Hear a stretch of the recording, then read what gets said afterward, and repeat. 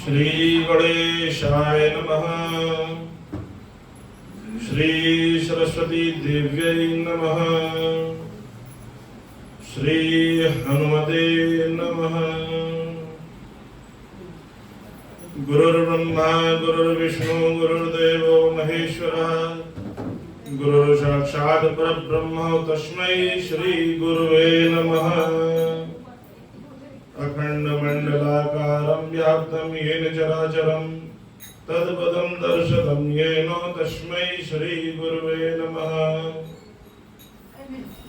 सच्चिदानंदरूपाय विश्वोत्पत्त्यादिहेतवे तापत्रय विनाशाय श्रीकृष्णाय वयं नमः। रामाय रामभद्राय रामचंद्राय वेधसे रघुनाथाय नाथाय सीताय पतये नमः। मनोजवं मारुततुल्यवेगं जितेन्द्रियं बुद्धिमतां वरिष्ठं वातात्मजं वानरयूथमुख्यं श्रीरामदूतं शरणं प्रपद्ये।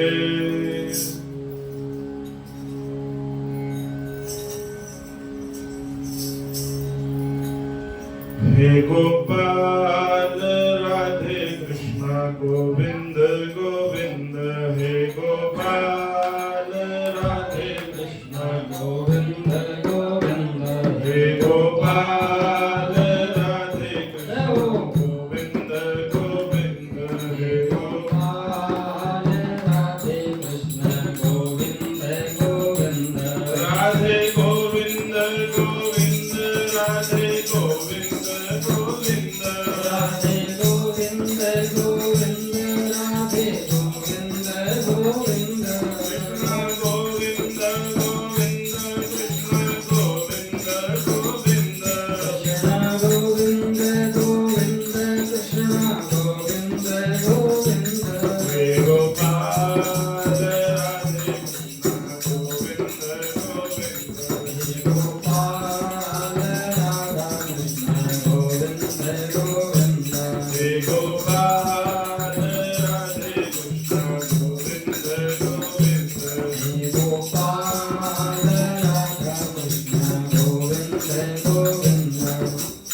वृंदावन बिहारी लाल की जय। सियावर रामचंद्र की जय। हनुमान जी महाराज की जय। वैष्णो माता की जय। सद्गुरुदेव भगवान की जय। जय जय श्री राधेश।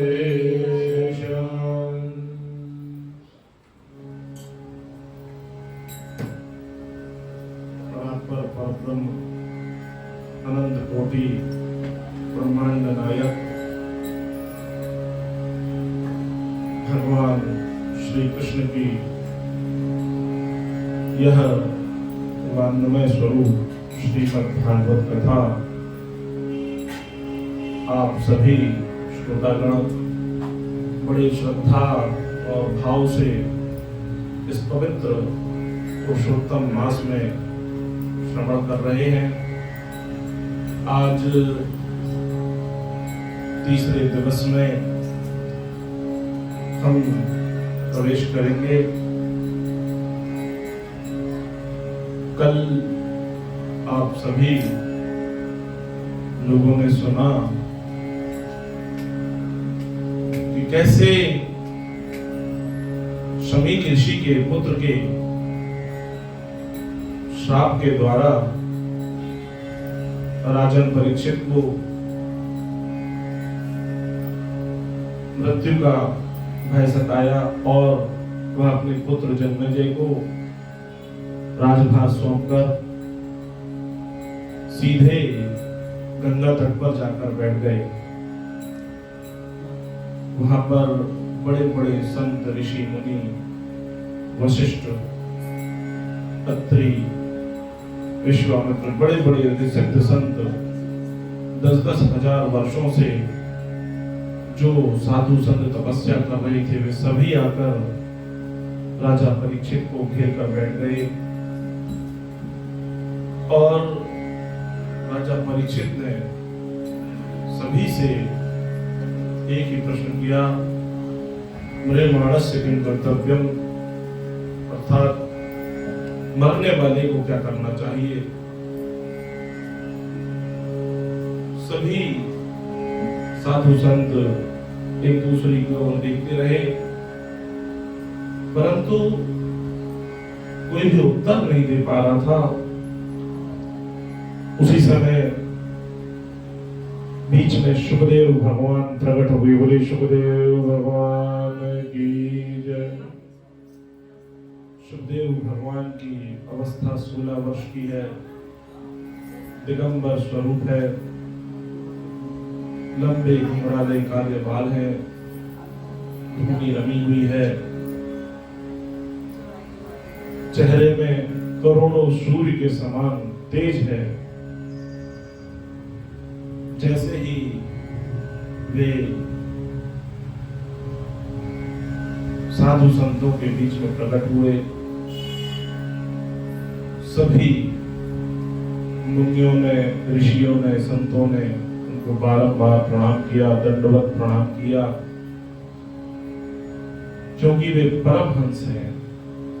परमहंस उनको कहा जाता है जो ईश्वर को प्राप्त कर चुके हैं, क्योंकि भगवान सुखदेव ने गर्भ में ही भगवान श्री हरि विष्णु का दर्शन कर लिया था और उन्होंने यह भगवान से वचन दिया था कि जब मैं पृथ्वी लोक पे आऊंगा तो मुझे माया ग्रसित ना करे।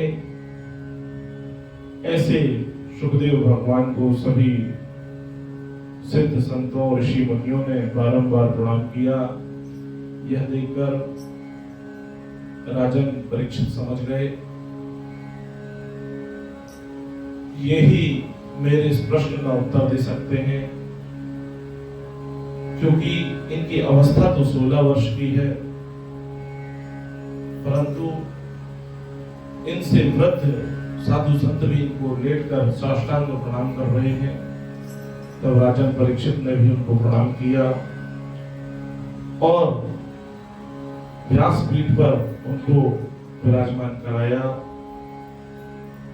और विराजमान होते ही पहला प्रश्न पूछा, म्रियमाणं किं कर्तव्यम, मरने वाले को क्या करना चाहिए, उसकी गति कैसी होगी, यदि उसके पास समय 7 दिन का हो तो क्या करना चाहिए। ऐसे प्रश्नों की झड़ी लगा दी। सुखदेव भगवान बोले, राजन पहले बैठ तो जाने दो, तुमने तो प्रश्नों की झड़ी लगा दी। राजन परीक्षित बोले, हे प्रभु, मैंने सुना है आप गोदोहन काल से ज्यादा कहीं रुकते नहीं हैं, तो ऐसा ना हो कि मेरे प्रश्न पूरे ना हो पाए और आप यहां से चल दें। इसीलिए मैं आपसे लगातार यह प्रश्न कर रहा हूं। सुखदेव जी महाराज बहुत प्रसन्न हुए, बोले, वरीयानेशते प्रश्नः क्रतो लोकहितो नृपः आत्मवित् सम्मतः पुंसाम् श्रोतव्यादिषु यः परः। बाबा सुखदेव जैसे ही परीक्षित का प्रश्न सुना, उन्होंने कहा, हे राजन, तुमने जो प्रश्न किया है ना, तुमने यह पूछा है कि मरने वाले की गति कैसी हो, यदि उसको 7 दिवस के अंदर यह मृत्यु लोक छोड़ना हो, उसकी मृत्यु समीप हो, तो उसे क्या करना चाहिए। जबकि श्राप तुमको मिला है, तुम यह प्रश्न ऐसे भी कर सकते थे कि प्रभु, मेरी मृत्यु 7 दिन के अंदर और 7वें दिन होने वाली है, कृपया कर मेरे कल्याण का मार्ग बताएं।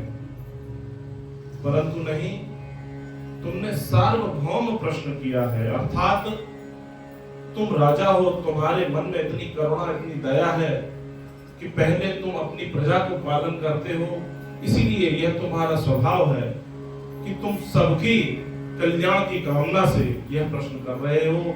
सार्वभौम यह तुम्हारा प्रश्न है कि 7वें दिन यदि किसी व्यक्ति की मृत्यु हो रही हो तो उसे क्या करना चाहिए, उसका क्या कर्तव्य है, उसे क्या करना चाहिए, क्या नहीं करना चाहिए। सुखदेव बाबा बोले, राजन बहुत ही उत्तम प्रश्न तुमने किया है। एक बात तुम बहुत अच्छे से जान लो, व्यक्ति के जीवन में सिर्फ 7 दिन होते हैं, सोम, मंगल, बुध, गुरु, शुक्र, शनि और रवि। प्रत्येक व्यक्ति के जीवन में ये 7 दिन ही है। इन्हीं 7 दिनों में से हमको यह मृत्यु लोक से जाना है, इसके अलावा 8वां कोई दिन नहीं है ना। तो प्रत्येक व्यक्ति के जीवन में 7 ही दिन है। इन 7 दिनों में ही प्रत्येक व्यक्ति की मृत्यु होगी। और यदि व्यक्ति को पता चल जाए ना कि तुम्हारी 7वें दिन मृत्यु होगी, तो किसी कार्य में मन नहीं लगेगा। परंतु यहाँ पर राजा परीक्षित जन कल्याणार्थ यह पूछ रहे हैं कि जिस व्यक्ति के भी 7वें दिन मृत्यु निश्चित हो जाए उसे क्या करना चाहिए। यदि आप एक दृष्टांत पर ध्यान दें, जैसे जज यदि फांसी की सजा सुना देना कि कल प्रातःकाल तुम्हें 6 बजे फांसी देनी आएगी, और उसके बाद उसको पूरे संसार के सुख भोग भोगने के लिए दे दिए जाए ना, तो उन भोगों को भोगेगा नहीं। क्यों? क्योंकि उसे सिर्फ मृत्यु का भय रहेगा, वो सिर्फ मृत्यु को सोचता रहेगा। और हमें तो डेट भी नहीं पता, टाइम भी नहीं पता, फिर भी हम भजन नहीं करते। हमें तो टाइम भी नहीं पता ना कि हमें कब जाना है। किसी को पता है? किसी को नहीं पता, फिर भी हम हरि भजन नहीं कर रहे। एक बार एक संत से एक व्यक्ति ने पूछा कि प्रभु हमें भजन का प्रारंभ करना चाहिए। तो संत बोले कि आपको ना मरने के 5 मिनट पहले भजन चालू कर देना चाहिए, जरूर मुक्ति मिल जाएगी।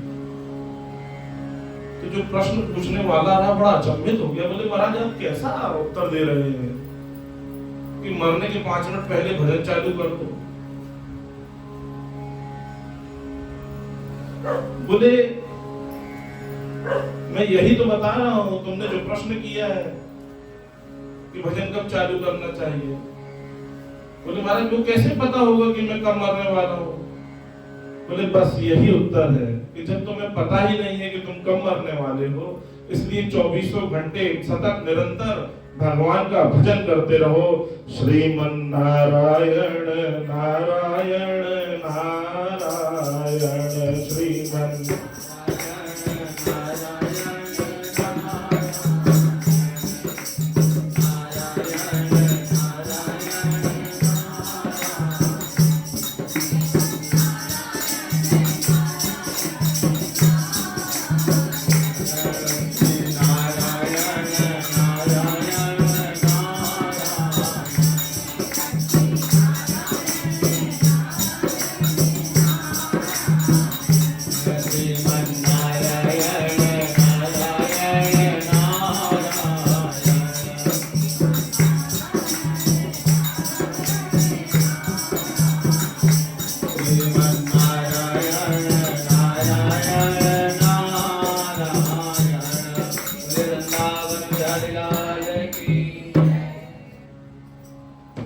सुखदेव बाबा कहते हैं राजन परीक्षित, यह जो मृत्यु का भय है ना, उसको मिटाने के लिए 3 बातों को याद रखो। 3 बातें। सबसे पहले श्रवणम, सबसे पहले भगवान की कथाओं को सुनो। दूसरा नियम बताया है कीर्तनम, गाओ। और तीसरा नियम बताया है स्मरणम, सदैव याद रखो। तो सबसे पहला नियम बताया सुनना। जब तक आप किसी को सुनोगे नहीं तो आप जानोगे नहीं ना। जैसे कोई एक सामान्य व्यक्ति आ जाए, जब तक हम उसको बताएंगे नहीं ना कि ये कलेक्टर है, ये डीएसपी है, ये नेता है, ये मंत्री, आप उसको सुनोगे नहीं तो आप जानोगे कैसे? कोई आपको कोई सुनाएगा ना, जब आपको कोई सुनाएगा तब आप जानोगे उसको। नहीं तो आप तो सामान्य पुरुष देखोगे, इतने सारे जा रहे हैं, चारों तरफ लोग, इतने भीड़ लगी हुई है, परंतु जब तक आपको उसके बारे में जानकारी ना हो, जब तक आप सुनोगे नहीं, तब तक आप उसको पहचानोगे। तो सुखदेव बाबा कहते हैं कि राजन, सबसे पहले सुनो। जब सुन लो तो कब तक सुनो? ये जो कान है ना, इनसे हमको सुनना पड़ता है, ये सीधे हमारे हृदय तक पहुंचती है बात। और जब ये सुनते सुनते भर जाता है ना, तो मुख से निकलने लगता है। जैसे सुराही देखी होगी आप लोगों ने, सुराही में दो मुख होते हैं, एक तरफ से पानी भरते हैं, श्रीमन नारायण नारायण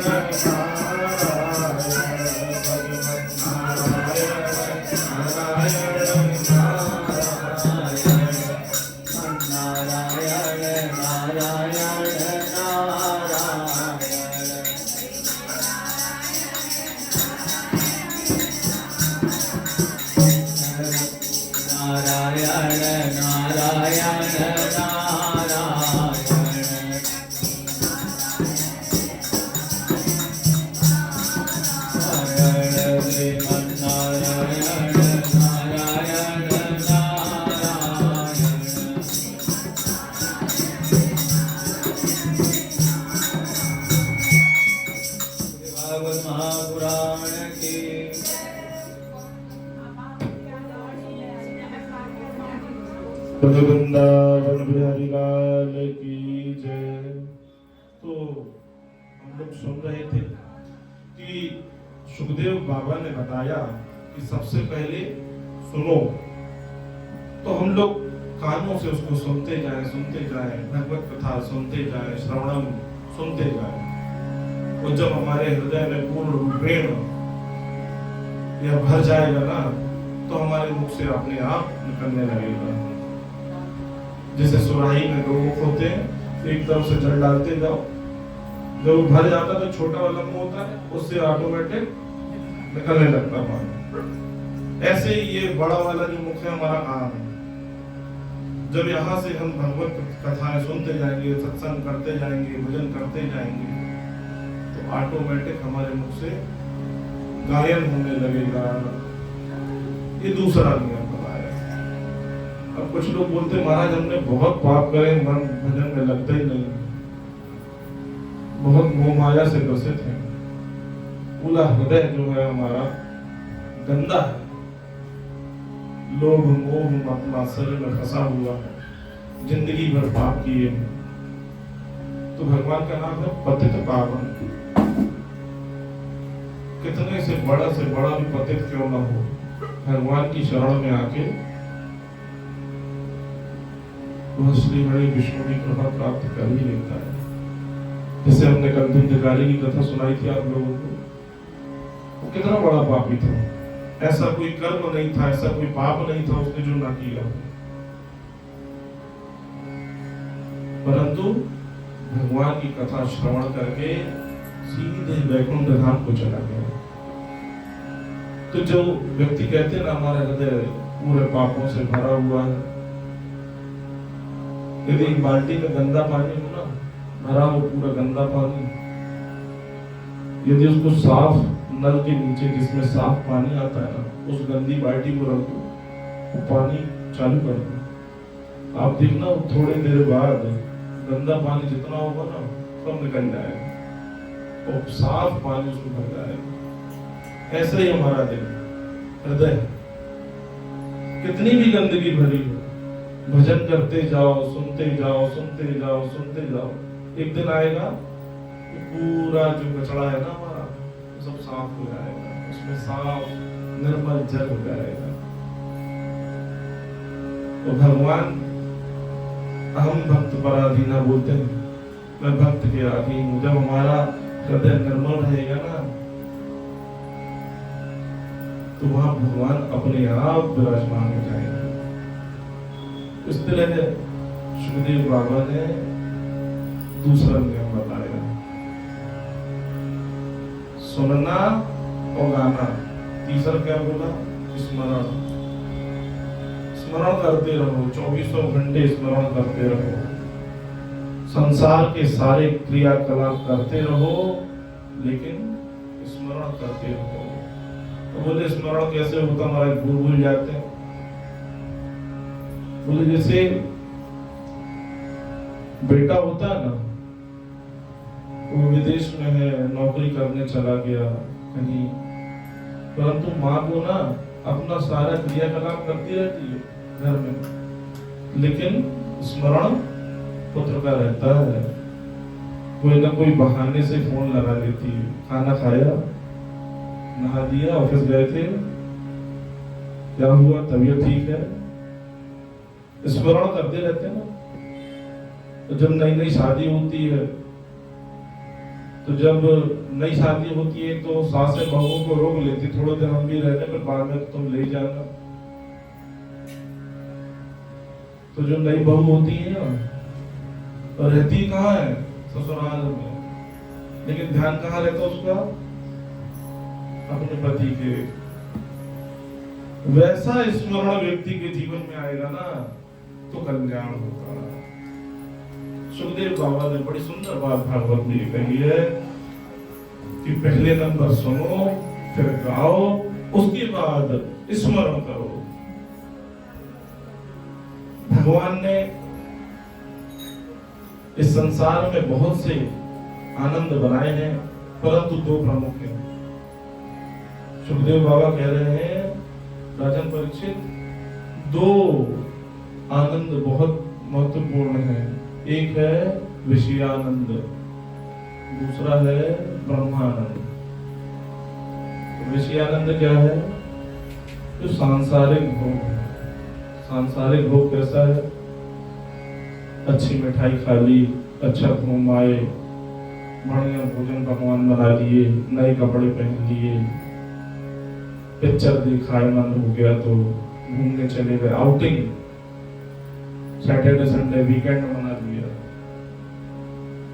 तो इसको विषय बोला गया। विषय को क्यों बोला गया? विषय नहीं है, तो ये सब विषय है। इसमें आनंद जो है वो ना परमानेंट नहीं है, टेम्परेरी आनंद है। भाई प्रत्येक व्यक्ति सुख चाहता है ना, कोई भी व्यक्ति कितना बड़ा से बड़ा पापी भी हो, सुख तो हर व्यक्ति चाहता है। तो ये विषयानंद जो है ना, ये स्थिर नहीं है, परंतु ब्रह्मानंद जो है ना माधव, परमानेंट वाला है। अभी तो वो हमको सिर्फ एक बिंदु देता है। आप मंदिर आए, आपको प्रसन्नता हुई, भगवती का आपने स्वरूप का दर्शन किया, नया श्रृंगार दिया, बहुत आनंद आया। आप सोचो ये तो सिर्फ भगवान का बिंदु मात्र है। यदि पूरे से भगवान मिल जाए तो सिंधु है, आनंद के सिंधु है, परमानंद है, उनका नाम परमानंद। तो इस तरीके से सुखदेव बाबा ने राजन परीक्षित को बताया। राजन परीक्षित फिर से प्रश्न करते हैं कि प्रभु, ये जो आप भगवान की महिमा गाने बोल रहे हैं, श्रवण करने बोल रहे हैं, स्मरण करने बोल रहे हैं, परंतु मेरे पास तो 7 दिन है, 7 दिन में मैं मुक्ति प्राप्त कर लूंगा, इतना भजन कर लूंगा। सुखदेव जी बोले, राजन तुम्हारे पास 7 दिन है, बहुत होते हैं 7 दिन मुक्ति प्राप्त करने के लिए। एक खड़वांग नाम के राजा थे, बोले उनने 2 घड़ी में मुक्ति प्राप्त कर। कितने? 2 घड़ी, मतलब घड़ी समझ रहे हो, मतलब मुहूर्त जो निकालते हैं ना अपन लोग, भैया अब आप लोग आते हो महाराज जी बहुत शुभ मुहूर्त निकालना है, प्रवेश करना है, बहुत शुभ मुहूर्त निकालना, दुकान खोलना, अच्छी चले अच्छी दौड़े, वो मुहूर्त।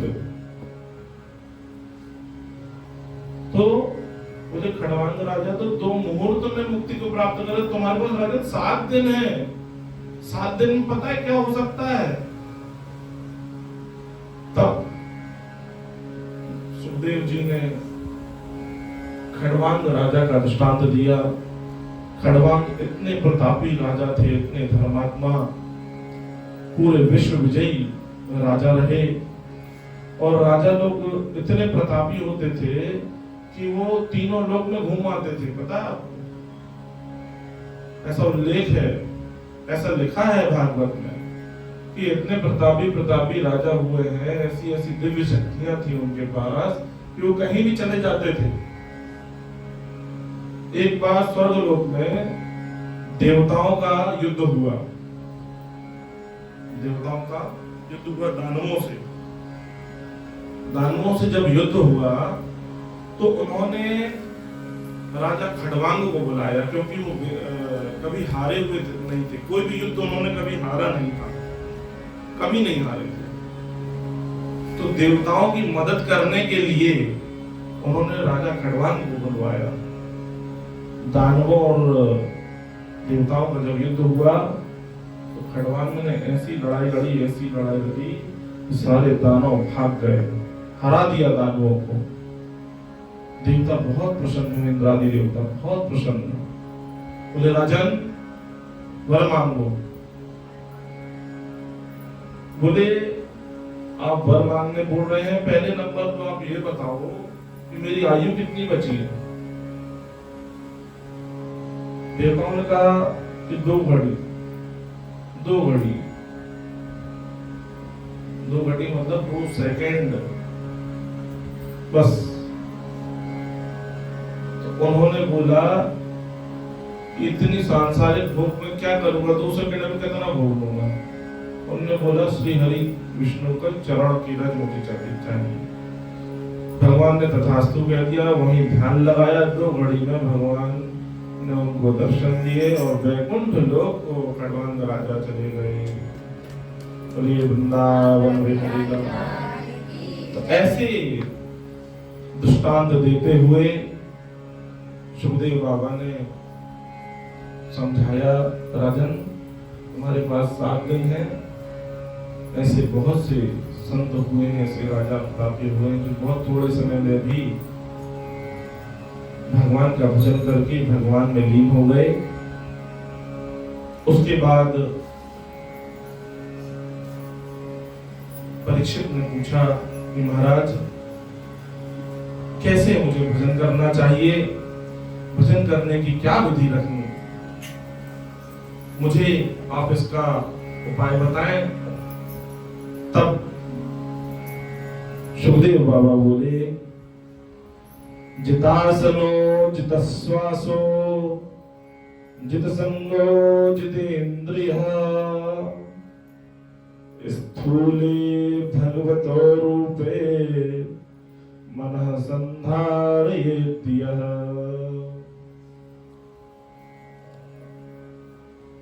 सुखदेव बाबा बोले, देखो राजन, सर्वप्रथम जितासन, आसन को जीतो। जब भी ध्यान लगाओ तो ऐसे आसन बैठो जिसमें बार बार कष्ट ना हो। चाहे वज्रासन लगा लो, चाहे पद्मासन लगा लो, ठीक है। तो सबसे पहले आसन को जीतो। आसन जीतना बहुत जरूरी है।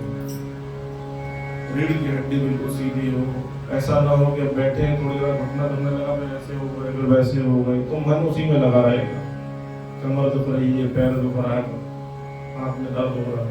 तो पहले नंबर आसन को जीतो। जितश्वासो, प्राणायाम करो, खूब ध्यान लगाओ, खूब ध्यान लगाओ, प्राणायाम करो। प्राणायाम करने से क्या होगा? मन में कंट्रोल होगा। डॉक्टर कहते हैं ना कि प्राणायाम करो, क्रोध नहीं आएगा, शांति रहेगी। क्यों?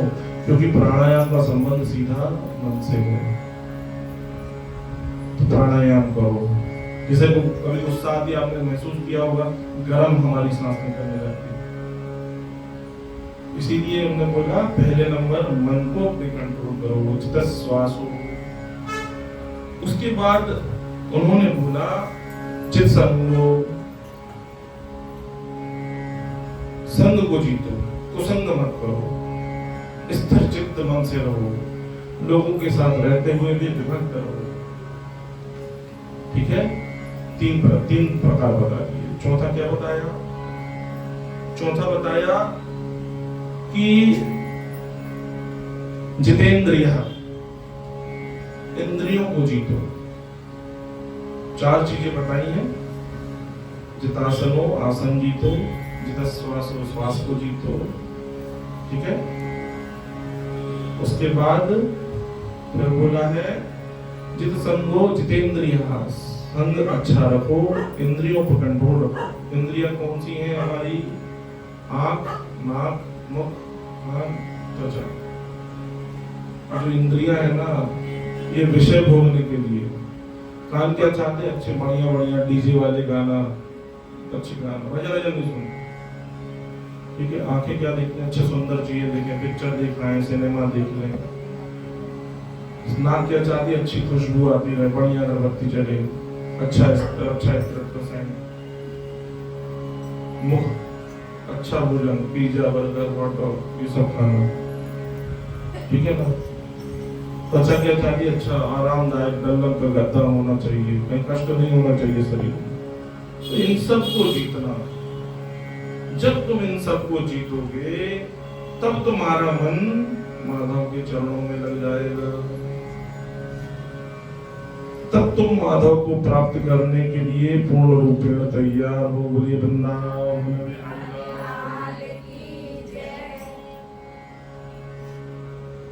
एक दृष्टांत आता है, रविदास का आप लोगों ने नाम सुना होगा।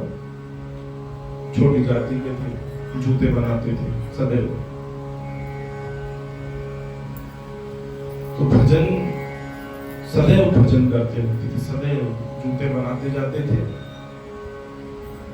और कहते जाते थे कि भगवान, हे प्रभु, हे श्री राम, हे कृष्ण कन्हैया, मेरे जैसा पथिक कोई है नहीं, परंतु मुझे कभी दर्शन दोगे आप, कभी मुझे अपनाओगे। और जूते बनाते जाते, याद करते जाते, रोते जाते। एक दिन भगवान ने कहा इसकी परीक्षा लेते हैं, सही में इतना भजता है कि दिखाता है लोगों को। भगवान एक ब्राह्मण का रूप धारण करके उसके पास जाते हैं, बोले अरे रविदास, तुम्हारी गरीबी मुझसे देखी नहीं जा रही है, तुम एक काम करो, ये पारस मणि रख लो। पारस मणि दी भगवान। रविदास बोला कि ये इसकी जरूरत मुझे नहीं है, मुझे कोई धन नहीं चाहिए, मेरा धन तो राधा नाम का धन है, राम नाम का धन है मेरे पास। और ये सब सोना बनाना कि मैं यहीं रह जाऊंगा, सब विषयों में भोगने लग जाऊंगा, माधव से ध्यान हट जाएगा, मुझे नहीं चाहिए। ब्राह्मण ने जिद पकड़ लिया, नहीं नहीं रख लो, थोड़ी बहुत सोना बना लेना, ये कम से कम जूते चप्पल जो बना रहे उससे तो तुम उड़ जाओगे। बहुत जिद पकड़ ली। रविदास बोला अच्छा ठीक है, काम करो, ये थैला टंगा है ना मेरा, फटा हुआ थैला टंगा है, उसमें डाल दो तो देखो।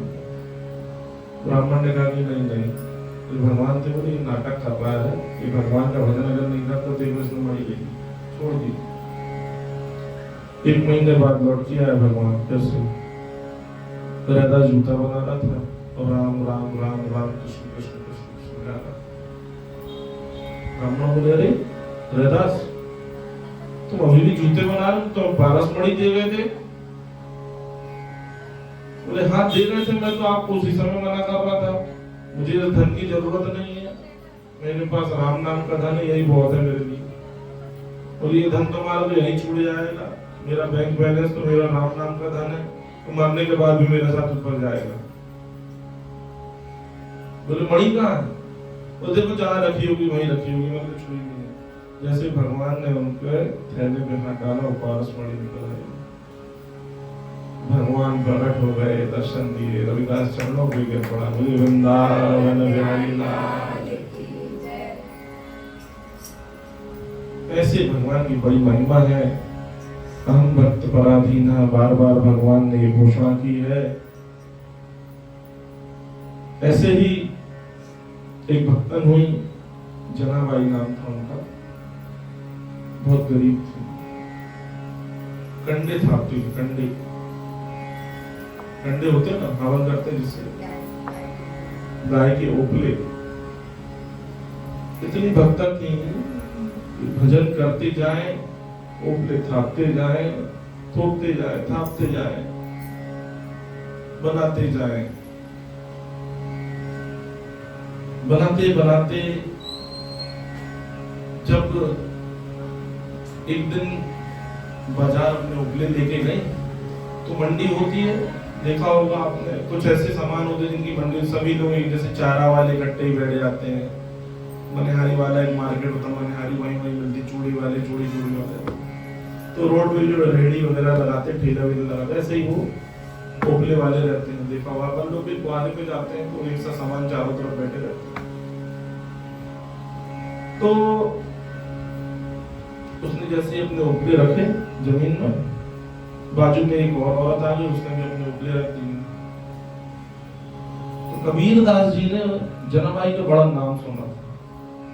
कबीरदास जी ने सुना था कि बहुत बड़ी भक्त है, उसकी भक्ति किस प्रकार की देखना चाह रहे थे। पहुंच गए, मार्केट में पहुंचे जहां पे वो ओपले रखी हुई थी। जब ओपले उसने रखे तो जो बाजू वाली बाई थी उसने भी ओपले रखी, तो वो आपस में मिक्स हो गए। जनाबाई का और उस बाई का झगड़ा हो गया, लड़ाई होने लगी। जब लड़ाई होने लगी तो कबीरदास जी पहुंच गए। कबीरदास जी बोले, अरे ये तो लड़ रही है, मैंने तो देखा सुना इसके बड़ी भक्ता है, ये तो यहाँ लड़ाई कर रही है। बोले कि क्यों लड़ रही हो? बोले देखो भैया, हमारे ये जो खिलौने, हमारे जो ये जो ओपले हैं ना, ये मेरे से मिक्स हो गए हैं और मैं अलग अलग कर रही हूँ, तो ये मान नहीं रही कि ये मेरे कर रही है। तो कबीरदास जी बोले कि चलो मैं अलग कर देता हूँ। बोले मगर पहचानेंगे कैसे कि तुम्हारा ओपले कैसे उसके कैसे? बोले काम करो, कान में तुम हमारे ओपले उठाना, उसमें से राम राम कृष्ण कृष्ण की आवाज आती जाएगी। तो कबीरदास जी ने ओपले उठाने चालू किए, तो 16 ओपले उसके थे। कबीरदास जी ने 17वां ओपला और रख दिया। तो जनाबाई ने जैसे ही उठाया, कान में लगाया, बोले नहीं ये मेरा ओपला नहीं है, मेरे बस इतने ही 16 ही। कबीरदास जी उसके चरणों पे गिर गए, बोले वाह ऐसे भक्त हैं जिनके सम्मान से भी भगवान का भजन हो रहा है, ऐसे हमारे ठाकुर वृंदावन बिहारी लाल ऐसे कृपा बरसाते हैं। तो ऐसी भक्ति सुखदेव महाराज ने बताई है। उसके बाद ब्रह्मा जी से सृष्टि का रचना करवाई है भगवान कृष्ण ने, भगवान श्री हरि विष्णु ने। उसके पहले एक भजन आप लोग सुनाए।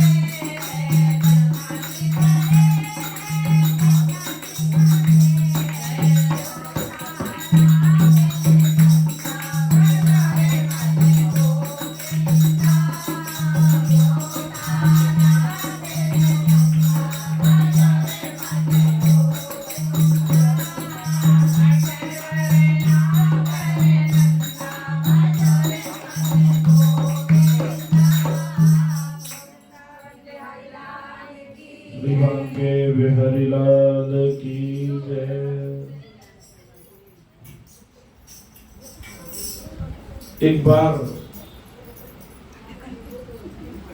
ब्रह्मा जी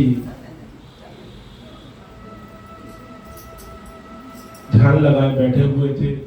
नारद जी वहां पहुंचे। बोले प्रभु, अपने पिता को प्रणाम करने के बाद बोले कि प्रभु आप भी किसी का ध्यान करते हैं? बोले आपसे भी ऊपर कोई है? बोले हाँ। बोले आप कैसे उत्पन्न हुए? उन्होंने बताया कि मैं कमल में विराजमान हूं और कमल से मैं प्रकट हुआ। जब मैं प्रकट हुआ तो कोई भी नहीं था। मैंने चारों ओर देखना चाहा, चतुर्मुख हो गए उनके चारों तरफ जल और वायु दिखी, कोई नहीं दिखा। फिर मैं वापस कमल के अंदर प्रविष्ट किया, अंदर जाकर देखा, आधार भी कोई नहीं था। वापस आया, विचार करने लगा मैं कहां से आया, कैसे आया। तब उनके कानों में दो शब्द सुनाई पड़े, तप, ता और पा। जब तप शब्द सुनाई पड़ा तब उनको बोलने की शक्ति आई। तब ब्रह्मा जी ने तप किया। जब तप करते करते करते जब सिद्ध हुए तब श्रीमान नारायण ने उनको दर्शन दिए। तब ब्रह्मा जी से कहा, ब्रह्मा जी मैं ही सृजन करता हूँ, मैं ही पालन करता हूँ, मैं ही संहार करता हूँ। तुम्हारा जन्म भी मेरी नाभि से कमल निकला है उसके द्वारा हुआ है और अब तुम्हें सृष्टि की रचना करना है। तब ब्रह्मा जी ने मनु शतरूपा को प्रकट किया। वहां से मैथिली सृष्टि का प्रारंभ हुआ। मनु शतरूपा के 3 बेटियां हुई, 2 पुत्र हुए, कुल 5 संतानें हुई। 3 बेटियों के नाम आकुति, देवहूति और प्रसूति। ये मनु शतरूपा की 3 बेटियां और 2 पुत्र हुए, प्रियव्रत और उत्तानपाद। इनके सबके चरित्र की व्याख्या इसमें आगे मिलेगी। सर्वप्रथम देवहूति बहुत सुंदरी थी, इतनी सुंदर थी कि उनकी सुंदरता देखकर एक बार गंधर्व भी आकाश से गिर पड़े थे। विश्ववसु नाम का वो गंधर्व था। यह इतनी पतिव्रता थी, इतनी सुंदर थी, इतनी सदाचारी थी। बाग में जा रही थी, वहां से पार्षद निकला। जैसे ही उसकी दृष्टि, विश्ववसु नाम का पार्षद था, उसकी दृष्टि जैसे पड़ी आकाश मंडल से जमीन पर गिर पड़ा। इतनी खूबसूरत थी। फिर आगे सृष्टि की रचना के लिए ब्रह्मा जी ने कर्दम ऋषि को आदेश किया। ऋषि कर्दम से इनका विवाह संपन्न हुआ। कर्दम ऋषि ने विवाह करने के पूर्व एक शर्त रखी थी कि मैं सिर्फ एक पुत्र उत्पन्न करूंगा और उसके बाद वापस संन्यास में चला जाऊंगा, क्योंकि वो महान तपस्वी करोड़ों वर्षों से तपस्या कर रहे थे। सिर्फ हरिचिंतन उनका एक उद्देश्य था। बड़े सिद्ध कोटि के संत थे। सिर्फ ब्रह्मा जी के आदेश पर उन्होंने देवहूति से विवाह किया। जब विवाह हुआ कर्दम ऋषि का,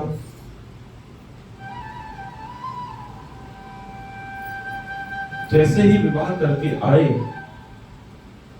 और विवाह होने के पश्चात कर्दम ऋषि ने बोला कि मैं थोड़ी देर ध्यान कर लूं, तुम थोड़ा मेरी सेवा कर लेना, उसके बाद फिर हम सांसारिक सुख को भोगेंगे। बड़ी पतिव्रता, बड़ी पति की आज्ञाकारी देवहूति, बहुत सदाचारी।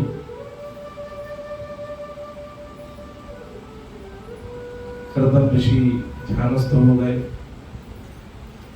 ध्यान में चले गए। ध्यान करते करते करते करते 10,000 वर्ष बीत गए। अभी शादी हुई है, ठीक है, देखो आप, शादी हुई है और कहीं घूमने नहीं गए, ऊटी शिमला मनाली कहीं नहीं गए घूमने। मतलब कितना चिंतन हरि का, ये चिंतन बताया है भागवत में, कितना चिंतन होना चाहिए। तो घूमने नहीं गए कहीं, बोले हम थोड़ी तपस्या कर लें, थोड़ा ध्यानस्थ हो जाए, और ध्यान लगाया, ऐसा ध्यान लगाया कि 10,000 वर्षों तक ध्यान मग्न रहे। और देवहूति इतनी पतिव्रता थी कि 10,000 वर्षों तक उनकी सेवा करते हैं। सेवा करते करते करते करते वो भी वृद्ध हो गई, उनकी जितनी सुंदरता थी सब खत्म हो गई, शरीर सूख गया। सेवा करते करते करते जब 10,000 वर्ष बीत गए, तब कर्दम ऋषि को भगवान हरि विष्णु ने जगाया। बोले उठो, तुम्हें सृष्टि की आगे संरचना बढ़ाना है, सृष्टि बढ़ाना। तो समाधि से नेत्र खोले, जैसे ही नेत्र खोले सामने देखा कि उनकी पत्नी देवहूति खड़ी है। देवहूति पहचान में नहीं आई। कर्दम ऋषि बोले, अरे क्या हो गया, तुम कौन हो? बोले मैं आपकी पत्नी हूँ। कर्दम ऋषि को सब कुछ याद आया। बोले हाँ, मेरी शादी हुई थी, विवाह हुआ था, तुमने बड़ी सेवा की है, बड़े प्रसन्न हुए। बोले आपने वचन दिया था कि संतति उत्पन्न करेंगे, मैं उसी सेवा में आपके लगभग रही, आपका इंतजार कर रही थी। कर्दम ऋषि बड़े प्रसन्न हुए, बड़े सिद्ध संत थे। तुरंत उन्होंने एक कामद विमान बनवाया। कामद नाम का विमान था। तो विमान इतना खूबसूरत था, इतना सुंदर था, जैसे टाइटैनिक का नाम सुना था आप लोगों ने, उससे भी कई गुना सुंदर था। अंदर स्विमिंग पूल था, सरोवर था, नदी, पक्षी, सारा सब कुछ, वृक्ष वगैरह सब कुछ थे। बड़ा सुंदर विमान था। उस सुंदर विमान में देवहूति को विराजमान कराया, स्वयं विराजमान हुए। उसमें जो सरोवर था, उसमें श्री हरि विष्णु के आंसू एक बार गिरा था, तो उससे वो सरोवर बना था। बोला इसमें स्नान कर लो। जैसे ही कर्दम ऋषि और देवहूति ने उसमें स्नान किया, दोनों जवान हो गए, पहले से भी और सुंदर देवहूति का स्वरूप हो गया। उसके बाद कई वर्षों तक उन्होंने कामद विमान में पूरा विश्व, पूरा ब्रह्मांड भ्रमण कराया। भ्रमण कराते कराते कराते 9 पुत्रियां उत्पन्न हो गई। 9 पुत्रियां उत्पन्न हुई तो उन्होंने संकल्प मात्र से 9 पुत्रियां उत्पन्न करी। फिर एकदम याद आया, अरे मैं यहाँ क्या सांसारिक रूप में फंस गया। तुरंत बोले कि अब मुझे जाना है, अब मैं जंगल जाऊंगा, संन्यास लूंगा। देवहूति ने कहा, महाराज आपने ये 9 कन्याएं जो पैदा कर दी, उनका विवाह वगैरह भी तो करना पड़ेगा ना। बोले वो ब्रह्मा जी कर लेंगे, आप चिंता नहीं करो। बोले जब ये कन्याएं चली जाएंगे मैं तो अकेली रह जाऊंगी, आप संन्यास में चले जाओगे। बोले बस एक आखिरी कामना है, एक पुत्र और उत्पन्न हो जाए। तो कर्दम ऋषि थोड़े दिन रुक गए।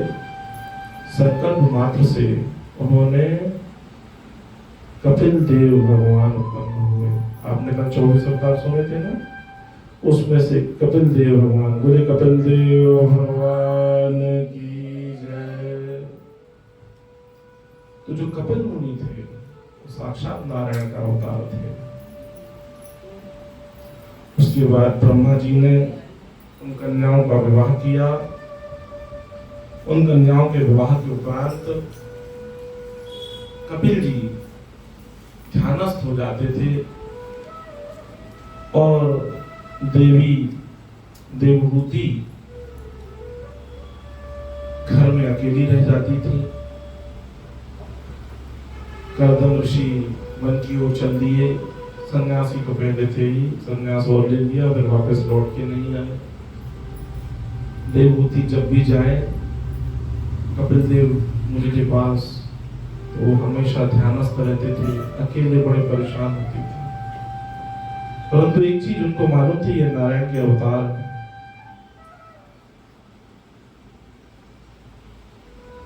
एक दिन कपिल मुनि ध्यानस्थ थे,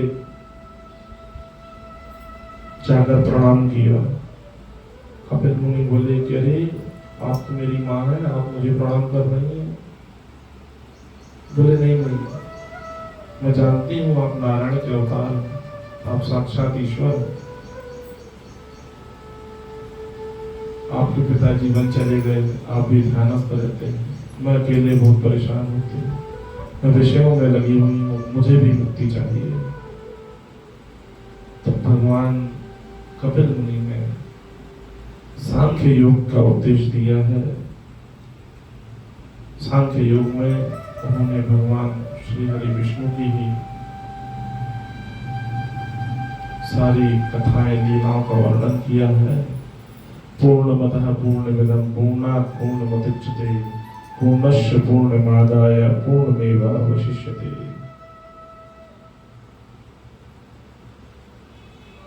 कपिल भगवान बोले कि इस सृष्टि में सब कुछ अपूर्ण है, सिर्फ पूर्ण एक है, वो है श्री हरि नारायण।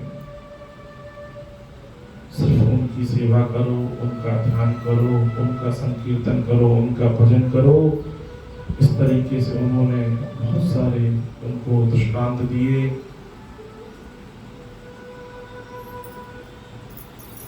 ऐसे दृष्टांत देते देते देते माता देवहूति ध्यान मग्न हो गई और ऐसा चिंतन देवहूति का हुआ, वे द्रवित हो गई अर्थात पानी पानी हो गई। पानी पानी होकर सीधे नदी में विलय हो गई। उसके बाद कपिल मुनि देव भगवान गंगा सागर चले गए, वहां पर ध्यानस्थ हो गए। इस तरह यह कपिलोख्यान का वर्णन श्रीमद् भागवत में आता है। बोले कपिल मुनि महाराज की जय। श्रीमन्नारायण नारायण नारायण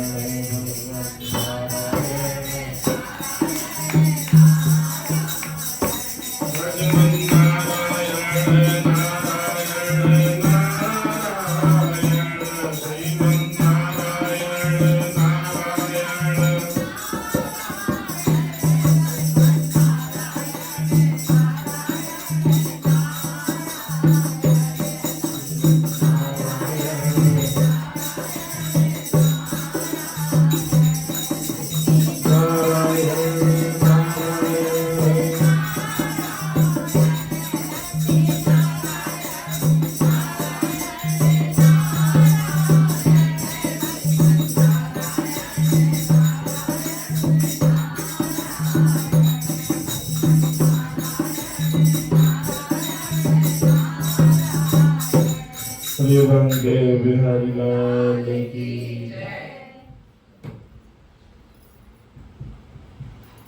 इसके बाद कथा आती है। एक बार की बात है, सनत कुमार जिन्होंने नारद जी को यह श्रीमद् भागवत सुनाई थी, एक बार बैकुंठ लोक को गए भगवान नारायण के दर्शन करने। उनकी अवस्था जो है ना, चारों कुमारों की, सनत सनंदन सनातन सनत कुमार की 5 वर्ष है और पूर्वजों को भी पूर्वज है, परंतु उनकी अवस्था 5 वर्ष है, अभी भी 5 वर्ष के। सदैव भगवान के भजन चिंतन में एक दूसरे को कथाएं सुनाते रहते हैं और रत रहते हैं। घूमते घूमते बैकुंठ धाम पहुंचे। बैकुंठ धाम जैसे ही पहुंचे, वहां पर बैकुंठ के दरवाजे में द्वारपालों ने रोक लिया, पार्षदों ने रोक दिया। ये बालक कहाँ जा रहे हैं, पहचाने नहीं। उनका नाम था जय विजय। जय विजय नाम था। सनत कुमारों ने उनको श्राप दे दिया, क्रोध में आ गए, जाओ तुम 3 जन्मों तक राक्षस बनोगे, 3 जन्मों तक तुम राक्षस बनोगे। बाहर हल्ला गुल्ला सुनकर नारायण भगवान दौड़ते हुए बाहर आए। जैसे ही देखा सनत कुमार बहुत क्रोध में है। श्री हरि विष्णु के चरणों पे ना मंजरी रहती, मंजरी। जैसे ही सनत कुमार ने वो मंजरी सुनी ना, उसकी खुशबू उनको आई, उनका क्रोध शांत हो गया। भगवान ने सनत कुमारों के सामने ही अपने पार्षदों को डांटा, ये सनत कुमार है, ऐसा कहकर उसके बाद सनत कुमारों ने उनको प्रणाम किया। उसके बाद दर्शन करके लौटे। तो जो जय विजय को श्राप दिया ना, तो उन दोनों को 3 जन्मों तक राक्षस बनने का श्राप दिया। तो सतयुग में वे बने हिरण्याक्ष और हिरण्यकश्यप। त्रेता में बने वो रावण और कुंभकर्ण। द्वापर में बने शिशुपाल और दंतवक्त्र, है ना। इस रूप में उन जय विजय ने 3 युगों में राक्षस योनि में उत्पन्न हुए। फिर उसके बाद भक्त प्रहलाद का चरित्र आता है। हिरण्याक्ष और हिरण्यकश्यप ये 2 भाई थे, बड़े प्रतापी, बड़े बलशाली। हिरण्याक्ष इतना ज्यादा शक्तिशाली था कि उसके सामने कोई टिकता नहीं था। एक दिन उसको ना खुजली मची, बोला देखूं मेरे से ज्यादा बलवान तो कोई दुनिया में नहीं है। निकले, घूमने निकले, सबको ललकारे, सब देख के भाग जाए। नारद जी मिल गए। नारद जी से बोले आओ नारद जी, 2-2 हाथ हो जाए। नारद जी बोले महाराज आप इतने बलशाली, मैं कहा आपसे लड़ पाऊंगा। नारायण नारायण कहते पूरे कर गए। हिरण्याक्ष को जब कोई नहीं मिला लड़ने वाला, उसने पृथ्वी चुरा ली। पृथ्वी चुराई तो ले जाके पानी में छुपा दिया। पानी में छुपा दिया। अब वहां ब्रह्मा जी ने मनु शत्रुपा को बोला कि सृष्टि का निर्माण करो, सृजन करो, बनाओ, आगे सृष्टि बढ़ाओ। दोनों ब्रह्मा जी के पास पहुंचे। ब्रह्मा जी से बोले प्रभु हम सृष्टि का निर्माण कैसे करें, कैसे आगे सृष्टि को बढ़ाएं। हिरण्याक्ष तो पृथ्वी को ही लेके चला गया। ब्रह्मा जी ने ध्यान लगाया, उनकी नासिका से वराह भगवान उत्पन्न हो गए। बोले वराह भगवान की जय। ये भी एक अवतार है भगवान नारायण का। वराह रूप में भगवान आए, पानी के अंदर गए। वराह रूप में भगवान ने पृथ्वी को ऊपर लेकर आ रहे थे। जैसे ही हिरण्याक्ष को पता चला कि कौन आ गया, हिरण्याक्ष पीछे पीछे जाने लगा, उनको गालियां देने लगा। अरे सुअर के समान मुख वाले, तू कौन है? भगवान ने कोई उत्तर नहीं दिया। बहुत देर तक हिरण्याक्ष उनको छिड़ता रहा। भगवान ने कहा रुक जाओ, बताते हैं तुम कौन कौन।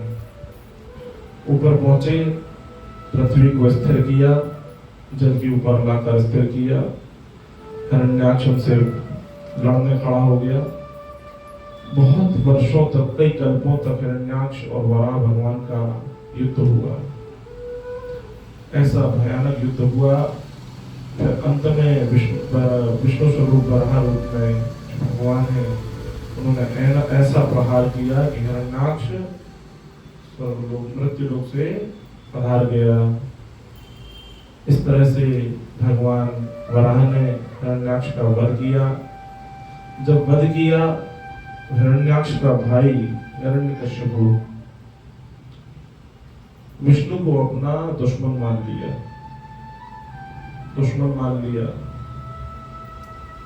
बोला मैं अपने भाई का बदला लेके रहूंगा इस नारायण से। बदला लेने के लिए अपने राजमहल से निकला। हिरण्यकशिपु की जो पत्नी थी ना, उसका नाम था कयाधु। कयाधु बहुत भक्तन थी, सदैव भगवान का नाम भजन करती रहती थी। राक्षस कुल में थे, लेकिन फिर भी भगवान का भजन करती रहती थी।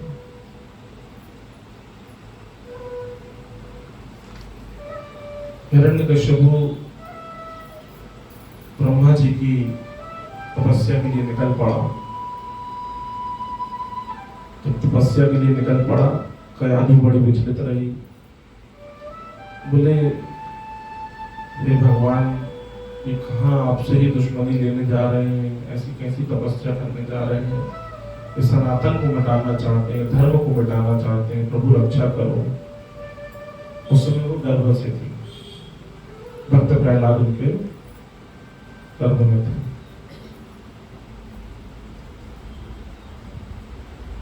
जब हिरण्यकशिपु गए तो जब एक पेड़ के नीचे जाके उन्होंने तपस्या चालू करी, बोले ब्रह्मणे नमः, ब्रह्मणे नमः, ब्रह्मा जी का ध्यान करना चालू किया। उसी समय कयाधु प्रार्थना कर रही थी भगवान नारायण से कि नारायण भगवान कुछ करो, ये अगर ऐसी तपस्या करेंगे तो आपका तो नामो निशान बढ़ जाएगा, सनातन खत्म हो जाएगा, कृपा करो। उसी समय एक शुक आया, तोता। तोता की बड़ी महिमा है, पूरे ग्रंथों में आपने सुन रहे हैं, कथा में शुक के रूप में भगवान बार बार आते हैं, वहां भी तोते के रूप में पहुंचे और नारायण नारायण नारायण बोलने लगे। तो जब वो तपस्या कर रहे थे तो उनको विघ्न आया, बार बार विघ्न आया। फिर एक पेड़ छोड़ के दूसरे पेड़ के भी नीचे चले गए, वहां तपस्या। वो तोता फिर उड़ के वहां पहुंच गया, फिर नारायण नारायण कहा। बोला अब शकुन हो गया, लौट के आ गया।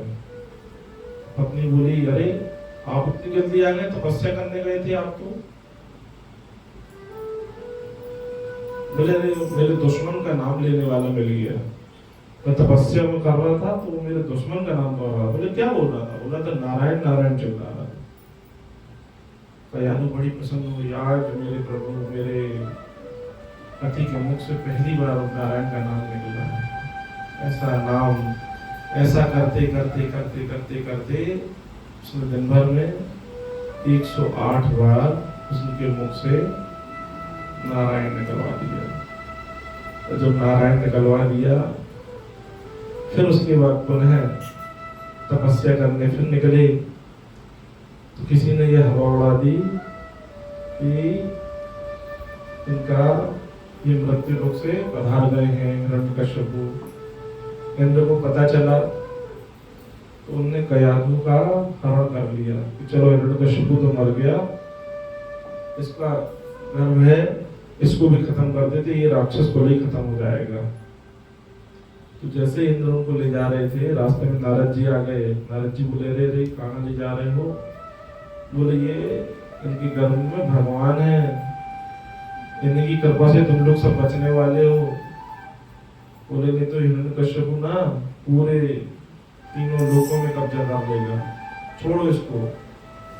तब नारद जी कयाधु को अपने साथ ले गए। 100 वर्षों तक प्रहलाद जी गर्भ में रहे और नारद जी की घर पे ही रहते हुए वह सेवा करती रही कयाधु। सदैव चिंतन, सदैव भजन पूजन करते करते करते 100 वर्षों बाद लौटे। उसके बाद हिरण्यकशिपु तपस्या करता रहा, एक पैर में अंगूठे के बल पे खड़े होकर तपस्या करता रहा। ब्रह्मा जी प्रकट हुए। पहले नंबर पर जैसे ही ब्रह्मा जी प्रकट हुए, प्रणाम किया, बोला मुझे अमृत होने का वरदान दे दो। ब्रह्मा जी बोले, भैया अमर होने का वरदान तो किसी को नहीं मिला, मृत्यु लोक में कोई अमर नहीं रह सकता। बोले अच्छा तो ठीक है, तो ऐसा वरदान दो कि न मैं दिन में मरूं न मैं रात में मरूं,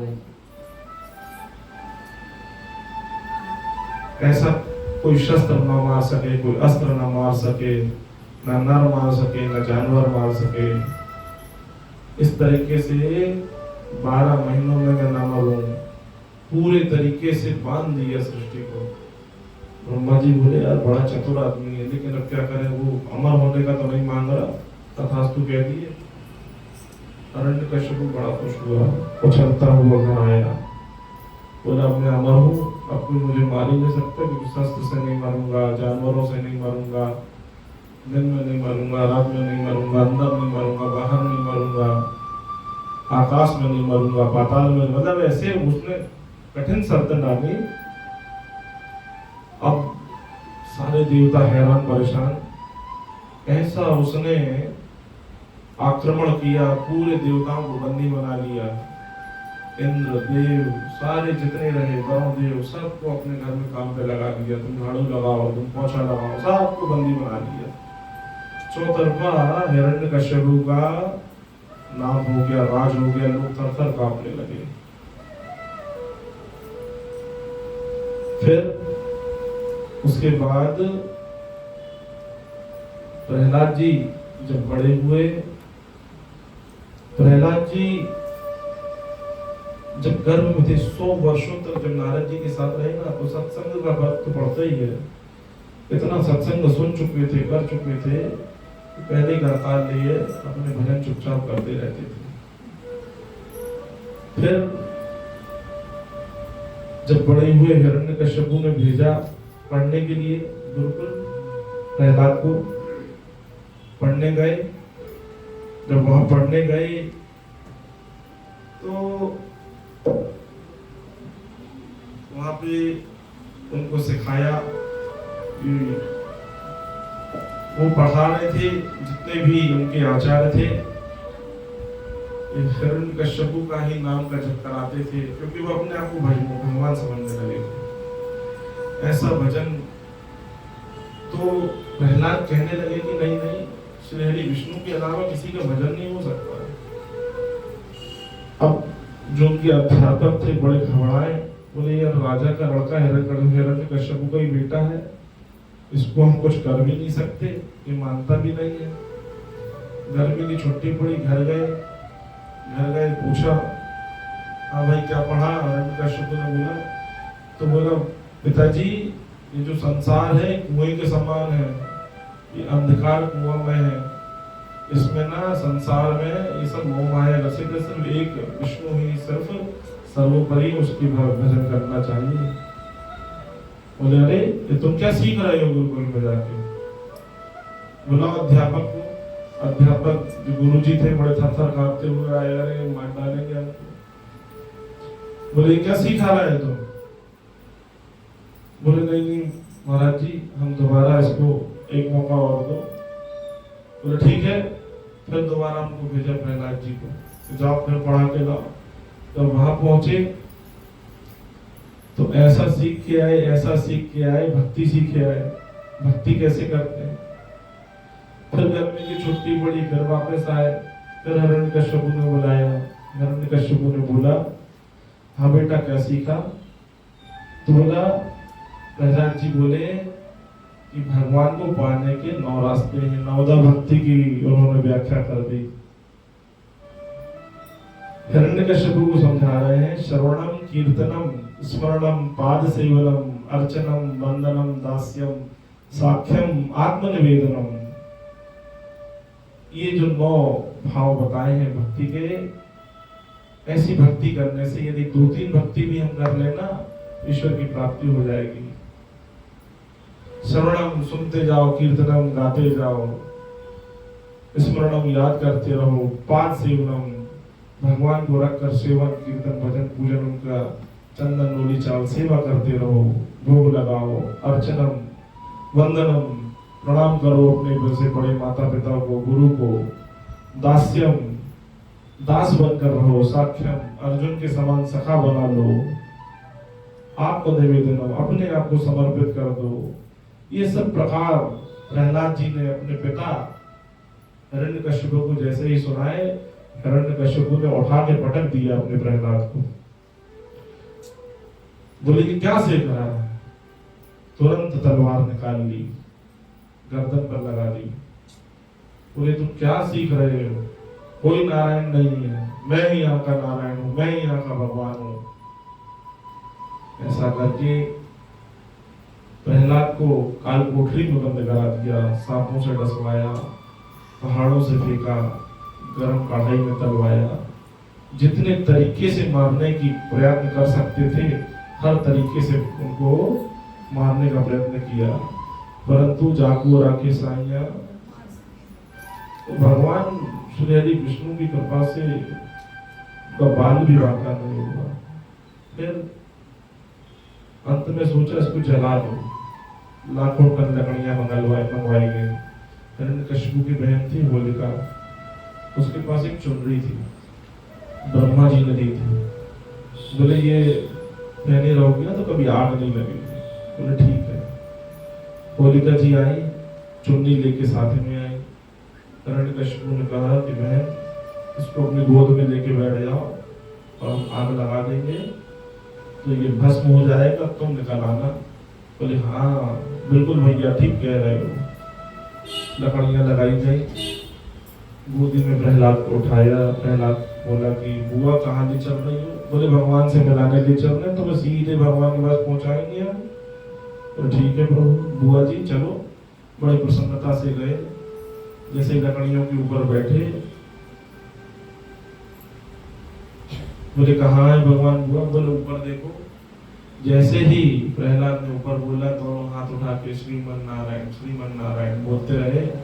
भगवान ने उठा लिया और ऐसी हवा चली कि जो होलिका चुन्नी पहनी रही वो उड़ गई और उसी समय उनके सिपाहियों ने आग लगा दी। होलिका जी का दहन हो गया। बोले वृंदावन बिहारी लाल। फिर तो हिरण्यकश्यप से रहा नहीं गया, महल में बुलाया, खड़ा कर दिया। बोले तुझे हर जगह भगवान दिख रहा, बता कहाँ कहाँ भगवान? गर्दन पर तलवार लगा दी। बोले बता, तो अभी तेरी गर्दन काट दूंगा। बोले प्रभु पिताजी आपके अंदर भी भगवान है, यहाँ जितनी चीजें दिख रही हैं हर जगह भगवान है। बोले इस खंबे में भी तेरा भगवान? बोले हाँ इस खंबे में भी मेरे भगवान है।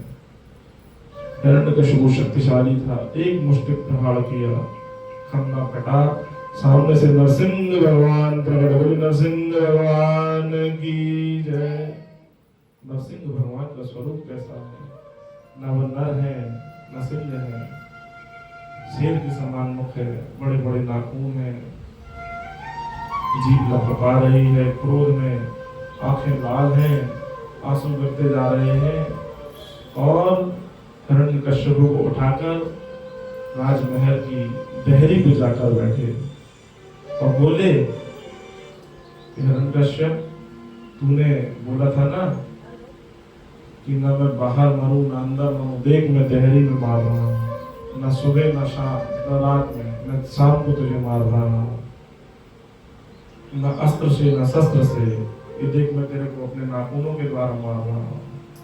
और तूने एक बोला था ना कि 12 महीनों में नहीं मरूं, ये पुरुषोत्तम मास चल रहा है, पुरुषोत्तम मास में उन्होंने उनका वध किया, पेट में नाखून गड़ाए, अतनियां फाड़ के बाहर निकाल ली, अपने गले में डाल लिए। सारे देवता पुष्प बरसाने लगे, बाजे बजाने लगे, हिरण्यकश्यप का वध हो गया। सारे देवता, कोई भी पास नहीं जा रहा था, प्रहलाद भी कांप रहे थे, नरसिंह भगवान इतने क्रोध में थे। फिर उसके बाद प्रहलाद जी को सारे देवताओं ने बोला कि आप ही उन्हें जाकर मनाओ। तो प्रहलाद जी हाथ जोड़कर नरसिंह भगवान के पास पहुंचे।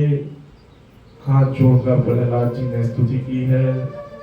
नरसिंह भगवान रोते रोते प्रहलाद को गले से लगा देते, बोले मेरे भक्त मेरे बेटे तूने बहुत कष्ट सहा, कहीं मुझे देर तो नहीं हो गई आते आते। ऐसा कहकर भगवान ने अपनी गोद में बैठा दिया। बोले वाके बिहारी लाल की जय। एक भजन सुनाए हैं वो आपको।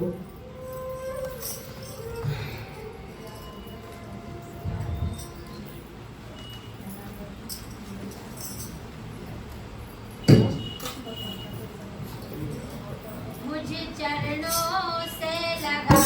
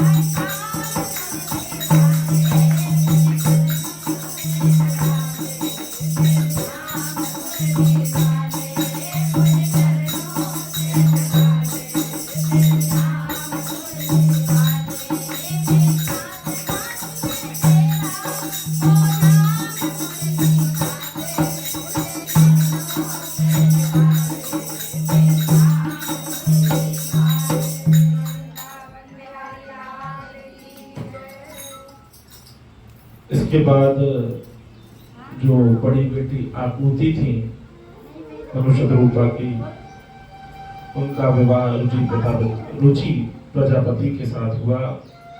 उनके बेटे हुए यज्ञ नारायण, उनका विवाह दक्षिणा से हुआ।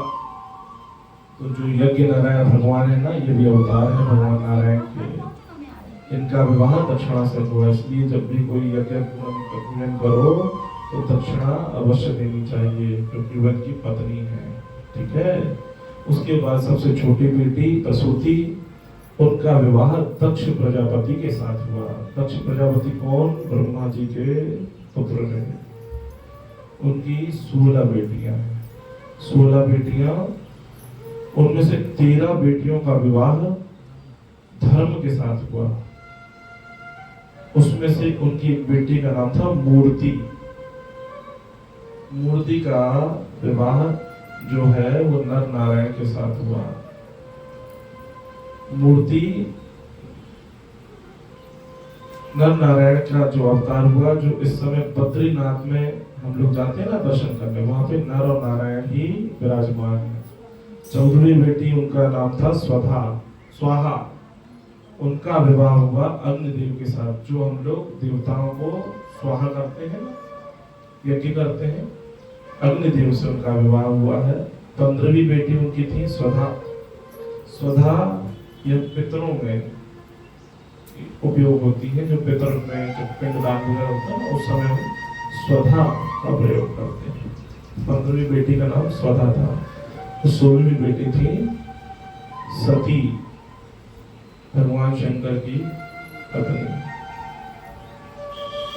जब भगवान सती के चरित्र का नाम लिया और बताया कि उन्होंने अपने प्राणों की आहुति दे दी थी, तो राजा परीक्षित बोले कि हे प्रभु, मुझे उनका वृत्तांत पूर्ण रूप से सुनाइए। तब सुखदेव जी महाराज ने कहा कि राजा दक्ष प्रजापति जो था, ब्रह्मा का पुत्र था, एक बार एक सभा थी। भगवान शंकर का जो विवाह था, दक्ष प्रजापति ने अपनी बेटी सती का विवाह उनके साथ कर दिया था, परंतु वे चाहते नहीं थे क्योंकि वो श्मशानवासी थे। परंतु सती उनको अपना पति मान चुकी थी। फिर एक बार एक सभा आयोजित हुई। उसमें जब सभा आयोजित हुई तो ब्रह्मा जी ने दक्ष प्रजापति को उसका प्रजापति बनाया। दक्ष नाम था, प्रजापति बनाया। प्रजापति मतलब उस प्रजा का राजा। तो जब सभा प्रारंभ हुई, उधर पे सारे देवी देवता विराजमान थे। जैसे ही सभागार में दक्ष प्रजापति ने आगमन किया, प्रवेश किया, वहां पर सारे देवी देवता खड़े हो गए, परंतु 3 लोग नहीं खड़े हुए। 3 कौन? ब्रह्मा, विष्णु और महेश, भगवान शंकर, वो नहीं खड़े हुए। तो दक्ष ने देखा कि ब्रह्मा विष्णु नहीं खड़े हुए, तो ठीक है, तो ये तो मेरा जमाता है, दामाद, इसको तो खड़ा होना चाहिए था मेरे सम्मान में। एक तो वैसे ही चाहते नहीं थे।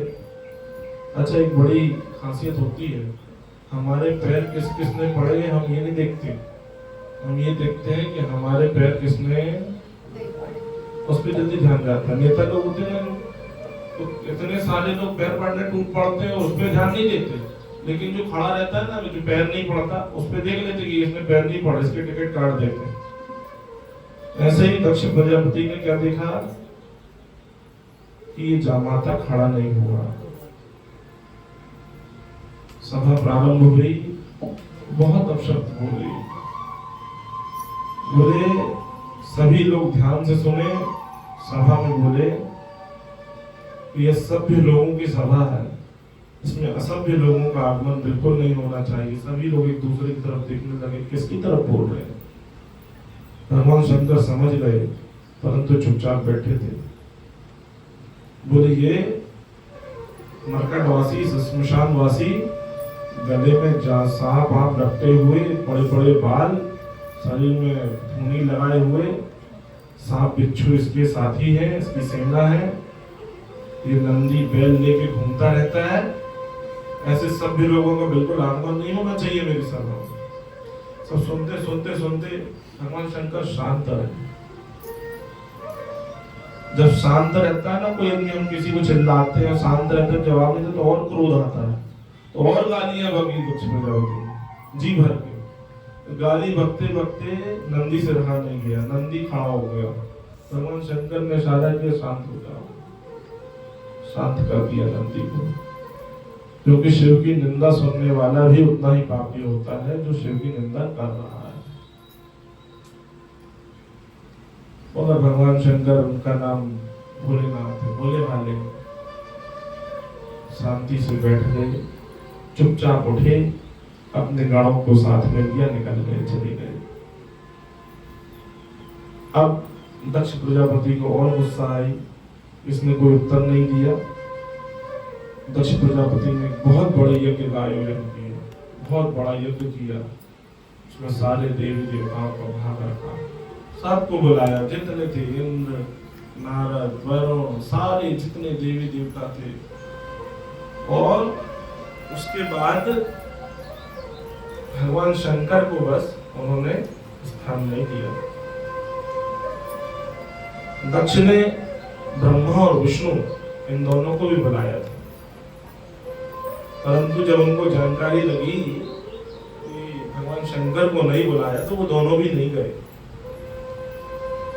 और उन्होंने दक्ष प्रजापति को समझाया भी कि दक्ष ऐसा मत करो, तो भगवान शंकर है,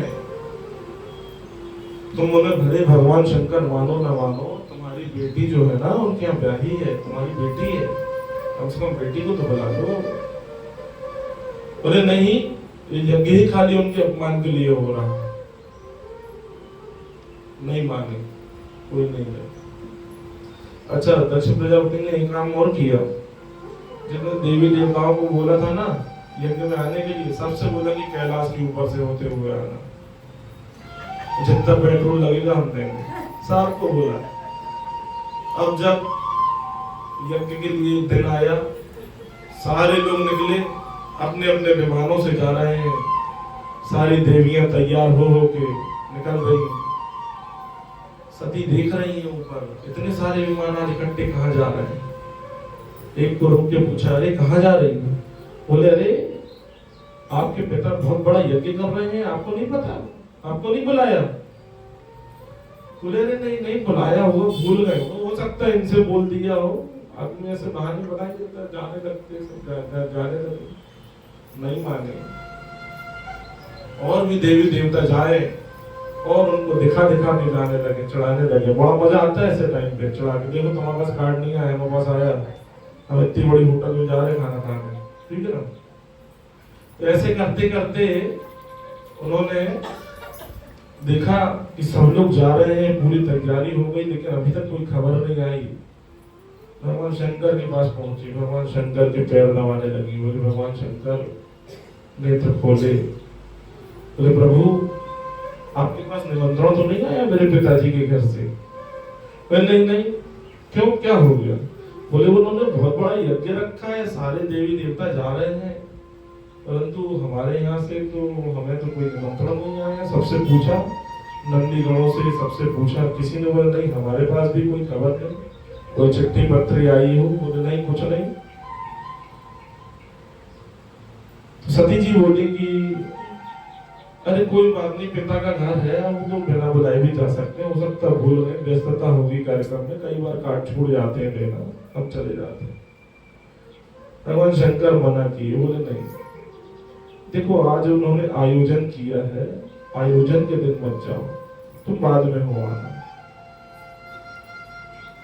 यदि आयोजन किया है और उसमें हम बिना बुलाए पहुंच जाए तो अच्छी बात नहीं है। तो माता सती मान नहीं रही थी, बहुत जिद पकड़ ली। बोले नहीं, मेरे पिता का घर है, आपको भी चलना पड़ेगा। भगवान शंकर बोले नहीं भाई देखो, हम तो नहीं जाएंगे, तुम्हारे पिता तुम चली जाओ। तो थोड़ी गुस्सा से हो गई, चली गई, दरवाजे तक गई, भगवान शंकर ध्यान हो गए, फिर लौट के आ गए, फिर पैर दबाने लगे। बोले अरे प्रभु चलो ना, बार बार 2 बार 3 बार मनाया, भगवान शंकर नहीं माने। बोले मैं तुम्हें बार बार मना कर रहा हूं, मत जाओ। सती जी बोली नहीं, मुझे जाने दो प्रभु। तो बोले भाई वो तुम्हारी मर्जी है। सती चली पड़ी। भगवान शंकर ने कहा खोल के देखा कि अब तो चली ही गई। जब चली गई भाई अपने जो गण थे नंदी वगैरह सबको बोला, नंदी संगी सबको बोला जाओ भाई साथ में जाओ, तीर्थ स्थान छोड़ के आओ। माता सती जा रही है, पीछे से नंदी पहुंचे। बोले माता जी बैठिए, मैं आपको विराजमान करके पहुंचा देता हूँ। गए, जैसे यज्ञ मंडप पे पहुंचे, जैसे ही दक्ष की दृष्टि पड़ी सती पे, तुरंत मुंह फेर लिया। सती समझ गई कुछ गड़बड़ है, अपनी बहनों के पास पहुंची, क्योंकि बाकी बहनों को तो आमंत्रण था ही। बहनों से मिली, बहनों को पूछा, बहनों ने भी मजाक उड़ाया, अरे तुम कैसे आ गई? अरे चलो ठीक है, आ गई तो अच्छी बात है। बोले मुझे सब ऐसे क्यों देख रहे हैं? मतलब इसका मतलब है कि सबको पता था कि मुझे नहीं आना है, सबको पता था। अपनी माँ के पास गई, माँ ने बड़ा प्रेम दिखाया। बोले अच्छा हुआ बेटा तुम आ गई, गले से लगाया। जैसे ही यज्ञ मंडप पे गई, यज्ञ मंडप पे देखा सारे देवी देवताओं के भाग निकले रखे हैं और भगवान शंकर का कोई भाग नहीं। बस देखते ही साथ माँ भगवती क्रोधित हो गई, आंखें लाल हो गई। तुरंत उन्होंने कहा दक्ष कि तूने बहुत अपमान किया, भोले भंडारी है, भगवान शंकर है, उनका तूने बहुत अपमान किया, उनके बिना तू ये दुनिया सफर नहीं कर सकता। और तुरंत अग्नि प्रज्वलित करके अपने शरीर को उसी कुंड में स्वाहा कर दिया। जैसे ही स्वाहा किया, भगवान की नंदीगण वगैरह उन्होंने आक्रमण कर दिया। जैसे ही आक्रमण किया, दक्ष प्रजापति ने सारे नंदीगणों को मार मार के भगाया, बहुत मारा, सारे लोग भाग गए। अब जब वहां से मार खा के सारे नंदीगण वगैरह चले, जितने उनके साथ भाट थे सब पिट पिट के लौटे। उनसे पहले नारद जी का काम क्या है? इधर से उधर लगाना, तुरंत दौड़ लगा के पहुंच गए। गण लोग अभी रास्ते ही में, नारद जी पहुंच गए कैलाश पर्वत, पहुंच गए। भगवान शंकर आप भी मेरे जैसे हो गए। बोले क्यों, क्या हो गया? बोले सती जी चली गई। भगवान शंकर समझ गए, क्रोधित हो गए, तुरंत अपनी एक जटा निकाली, जमीन पे मारी। वीरभद्र प्रकट हुआ, वीरभद्र को बोला जाओ दक्ष का यज्ञ विध्वंस कर दो। तूफान मेल के जैसे दौड़ते हुए वीरभद्र पहुंचे। रास्ते में ही जो गण आ रहे थे पिटते हुए सबको साथ में वापस लेके गए। अब सारे गणों में भी और ताकत आ गई और साथ से गए, पूरे यज्ञ मंडप को उखाड़ उखाड़ के फेंक दिया। जितने लोग वहां पर थे ना, जो हंस रहे थे, एक भृगु ऋषि थे, वो यज्ञाचार्य थे, वो जब इनके नंदी गण पट रहे थे ना, ऐसे दाढ़ी में बार बार हाथ फेर रहे थे। एक पूषा नाम के महाराज थे, वो बहुत दांत दिखा रहे थे, हंस रहे थे जब ये पिट रहे थे। तो वीरभद्र जब पहुंचे उनको लेके, तो वीरभद्र ने बोला बताओ कौन क्या कर रहा था? तो नंदी बोला, बोले ये बहुत दांत दिखा रहा। वीरभद्र ने एक ठूसा मारा, पूरी 32 बार वेदांती हो गए। बोले भृगु ऋषि ये बार बार अपनी दाढ़ी पे मूंछों पे हाथ फेर रहे थे, ऐसी दाढ़ी पकड़ के उखाड़ के पटक दिया, दाढ़ी मुंह दोनों निकाल दिया, सब पूरा विध्वंस कर डाला, पूरा यज्ञ मंडप विध्वंस कर दिया।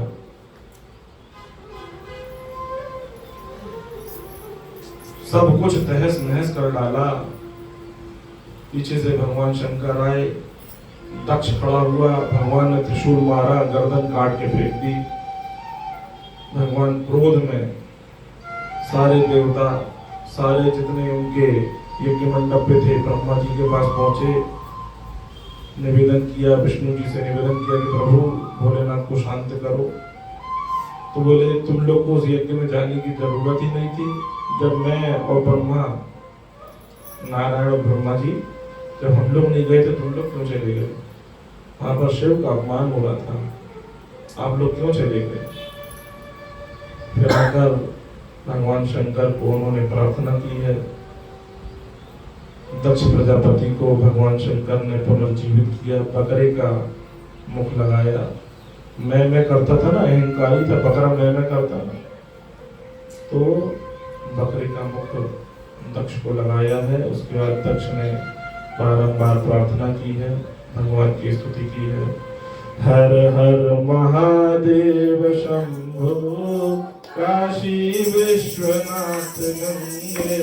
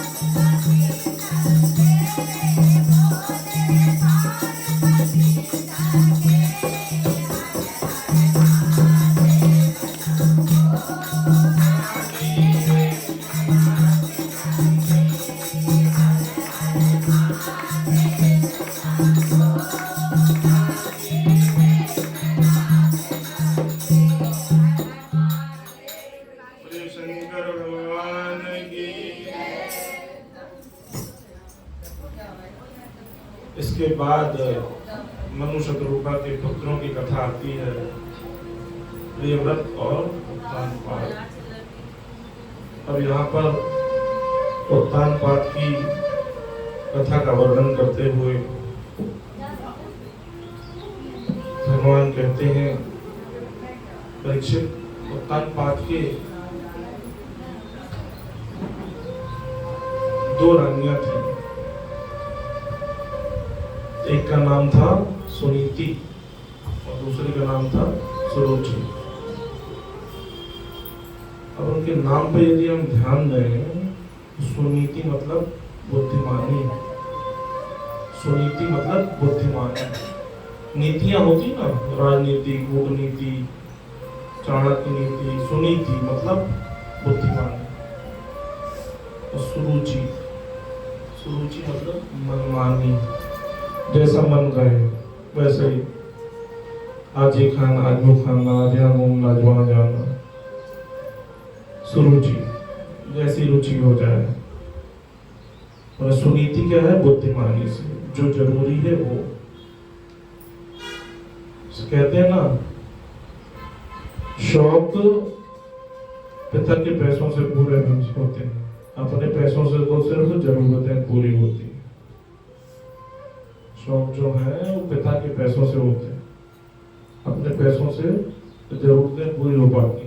चलो ये काम चला देते है ना, तो पापा पॉकेट मनी देते हैं ना, 5,000 का भी जीन्स खरीदते हैं। तो जब अपनी बारी आती है, अपन कमाते हैं ना, तो 500 वाला जीन्स पहन देते हैं, है ना। तो ये सुनीति और सुरुचि के संकेत है हमारे जीवन में। दोनों के एक एक पुत्र हुए। सुनीति के पुत्र थे ध्रुव और सुरुचि के पुत्र थे उत्तम। तो जब उत्तानपाद की पहला विवाह हुआ, उस समय सुनीति को पुत्र नहीं था, इसलिए उन्होंने दूसरी शादी करी सुरुचि से। परंतु जब शादी हुई उस समय उनको गर्व था, तो ये चीज राजा को पता नहीं थी। तो सुनीति ने आते ही साथ बोल दिया, भैया पहले इसको बाहर करो, हम आएंगे। या तो ये रहेगी या हम रहेंगे। राजा ने उनको अलग कर दिया, अलग व्यवस्था कर दी, भगाया नहीं, अलग व्यवस्था कर दी। फिर समय बीतता गया, दोनों के पुत्र उत्पन्न हुए। ध्रुव महाराज को पता नहीं था उत्तानपाद मेरे पिता हैं, साथियों के साथ खेल रहे थे, सबने बोला तेरे पिता कौन है, पिता कौन है। 5 वर्ष की अवस्था थी। लौट के आए, माता से बोले माता जी मेरे पिताजी कौन है, बताया महाराज जी तुम्हारे पिताजी हैं। गई, बोले पिताजी मुझे भी आपकी गोद में बैठना है। दौड़ता हो गया, उत्तानपाद सिंहासन पर विराजमान थे, बाजू में सुरुचि बैठी हुई थी।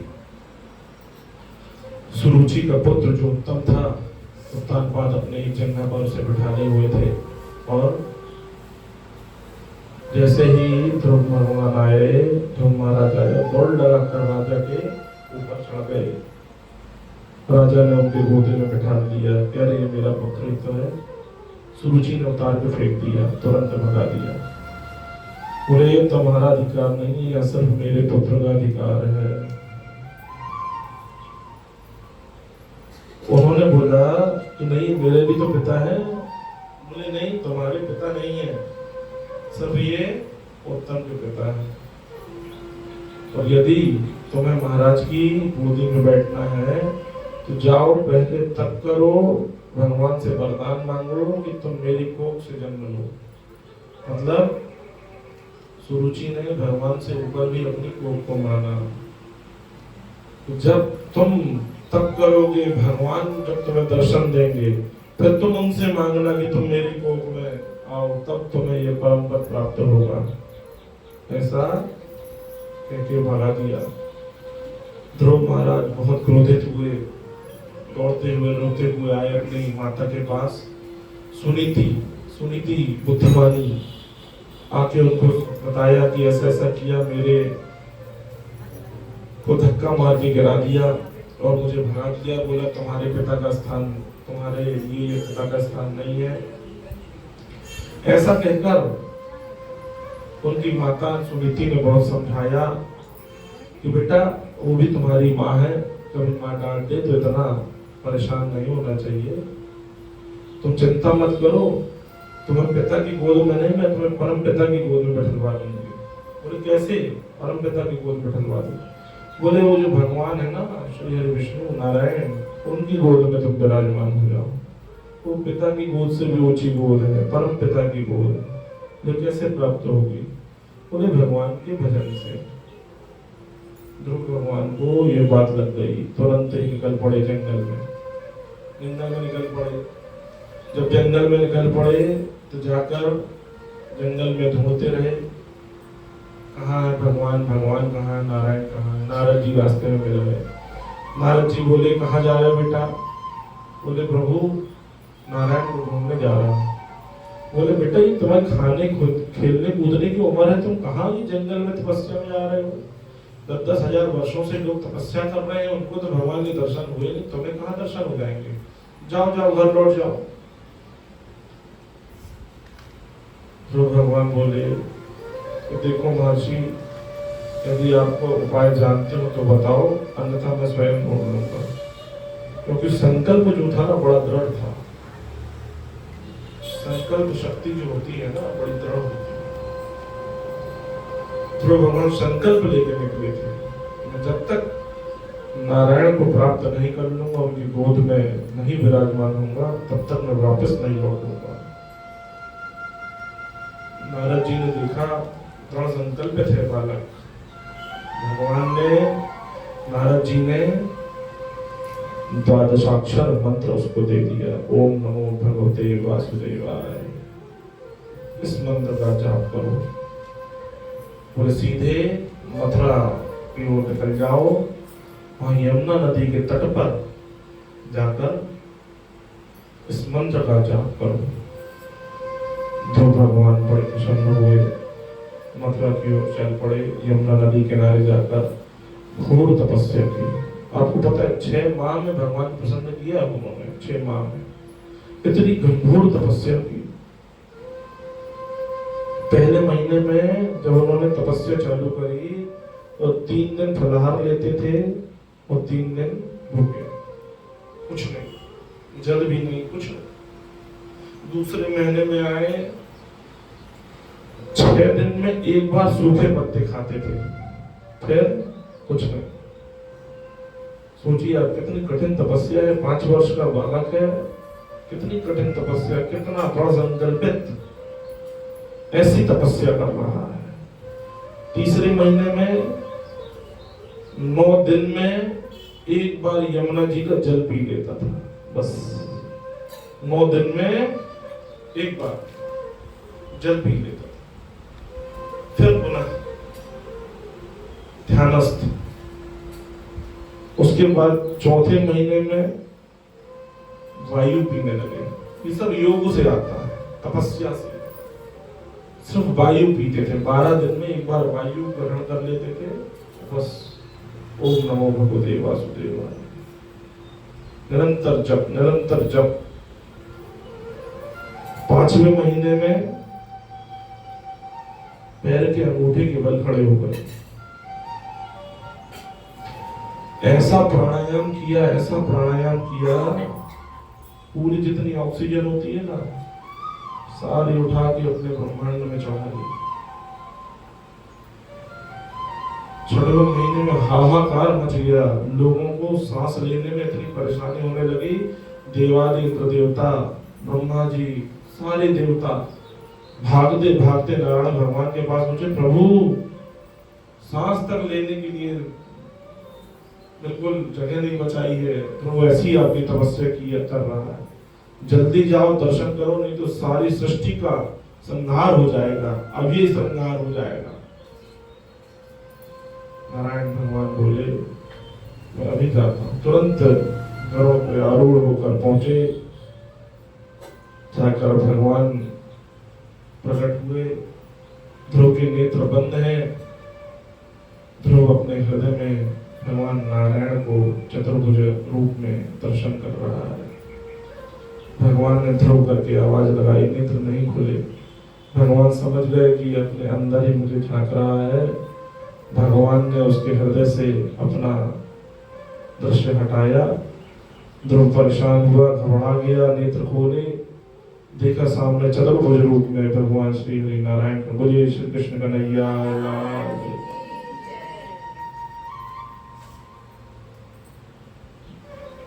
दर्शन करके आंखों से आंसू बहने लगे। सिर्फ देख रहा है, कुछ बोल नहीं पा रहा। 5 साल का अबोध बालक, न कोई स्तुति, न बोलने का तरीका, न कोई पढ़ाई लिखाई। 5 वर्ष में क्या पढ़ेगा? कुछ नहीं पढ़ेगा। कहना बहुत कुछ चाह रहा है, लेकिन कह कुछ नहीं पा रहा, सिर्फ आंखों से आंसू गिर रहे हैं।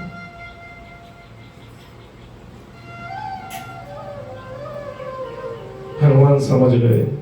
भगवान ने शंख लेकर उसके कपोल पे, गाल पे लगाया। जैसे ही गाल पर शंख लगाया, सारे वेद वेदांत ग्रंथ उपनिषद सारे रट गए। तुरंत भगवान श्री हरि विष्णु की ऐसी स्तुति की है जो ध्रुव स्तुति के नाम से आती है।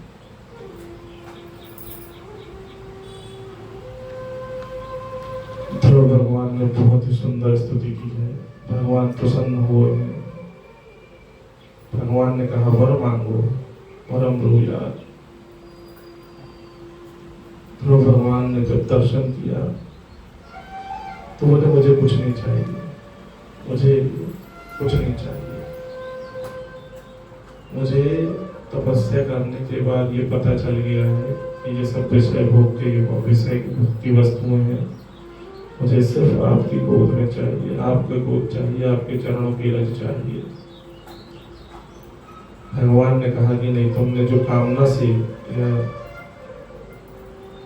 तपस्या की है, जाओ मैं तुम्हें आशीर्वाद देता हूँ कि 36,000 वर्षों तक तुम राज करोगे। 36,000 वर्षों तक तुम सिंहासन पर राज्य करोगे। उसके बाद सशरीर वैकुंठ धाम को जाओगे और उत्तर दिशा में तुम सदैव विद्यमान रहोगे। न तुम्हारा कभी उदय होगा न अस्त होगा। सदैव तुम्हें ध्रुव, भक्त ध्रुव के नाम से लोग याद करेंगे। तुम्हारी जो कथा सुनेगा वह भी तर जाएगा। ऐसा भगवान ने उसको आशीर्वाद दिया है। उसके बाद ध्रुव भगवान ने 36,000 वर्षों तक राज्य किया है। लौटकर जब घर आए हैं तो जो सुरुचि रही उसने भी ध्रुव का आलिंगन करके हृदय से लगा दिया है। और उसके बाद ध्रुव का विवाह जो हुआ वह भ्रमी और इला नामक 2 कन्याओं से हुआ। उनके 2 पुत्र हुए, उत्कल और वत्सल। उस समय पश्चात जब ध्रुव जी राज कर रहे थे, उनका जो भाई उत्तम था उसका झगड़ा हो गया यक्ष से। यक्ष लोग होते हैं उनसे उनका झगड़ा हुआ। उस झगड़े में यक्षों ने उनके ध्रुव भगवान के भाई को मार डाला। ध्रुव भगवान को पता लगते ही उन्होंने आक्रमण कर दिया, यक्षों का संहार किया, सारे यक्षों को मार डाला और युद्ध चलता रहा। उसी समय मनु शत्रुपा आए, उनके पूर्वज। बोले तुम क्या कर रहे हो? तुम्हें तो परम पद की प्राप्ति हो गई है, तुम्हें तो ईश्वर के पास जाना है। नारायण ने तुम्हें साक्षात दर्शन दिए हैं। तब याद आया, तुरंत ही अपने पुत्रों को राजभार सौंपा और 36,000 वर्ष पूर्ण हुए। बैकुंठ धाम से विमान आया। जैसे ही विमान आया, मृत्यु सामने आके खड़ी हो गई। बोले प्रभु आप ऐसे कैसे जा रहे हैं? ये मृत्यु लोक है, बिना मरे तो ऊपर जा ही नहीं सकता कोई। बोले लेकिन मुझे मालूम है कि आपको अमृत्यु का वरदान प्राप्त हो गया है। मृत्यु ने अपना सिर झुकाया है। ध्रुव भगवान ने उसके सिर पर, मस्तक पर पैर रखकर विमान में चढ़े हैं और विमान में बैठकर विमान आगे बढ़ा।